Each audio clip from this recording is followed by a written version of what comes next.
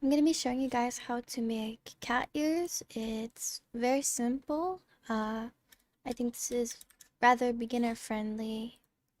I do have my hotkeys over here, and we're just going to start off by doing Shift A and adding in a cube, and then I'm pressing G to move this cube.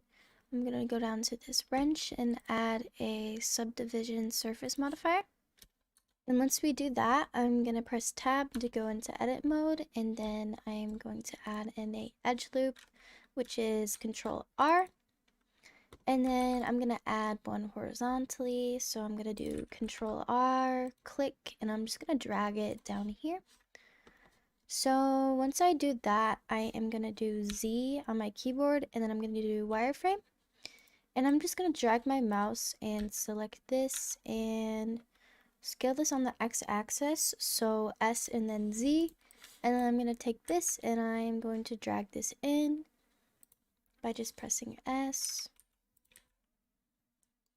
Now we're going to press Z and make sure you go back into solid mode, and we are going to go into edge select mode, which is 2 on your keyboard, and I'm just going to select this middle edge right here, and I'm just going to drag it up by doing G and then Z on my keyboard. And then yet again, I'm just going to go back into wireframe mode and readjust this as I like. I am going to add in a edge loop here in the middle, so Control R.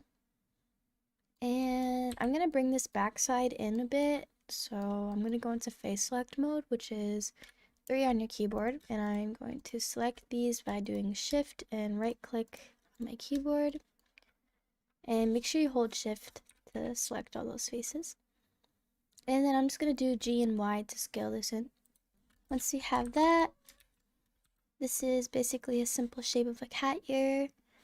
I'm going to select these faces, so right click this face, and then I'm going to hold Shift and select these faces. Now I'm going to extrude this in, so I'm going to press E on my keyboard and then S, and I'm just going to extrude it in to about here. And we're going to extrude this in, so E and then Y on our keyboard. And that is how you make a very basic cat ear. If you want to add more shape, I'm going to go into edit mode, right click this vertice, turn on proportional editing, which is O on your keyboard, and I'm just going to drag it out a bit and scale this in, and then I'm going to shade smooth this. And that is how you have a simple cat ear, and then you'll just mirror this wherever you like.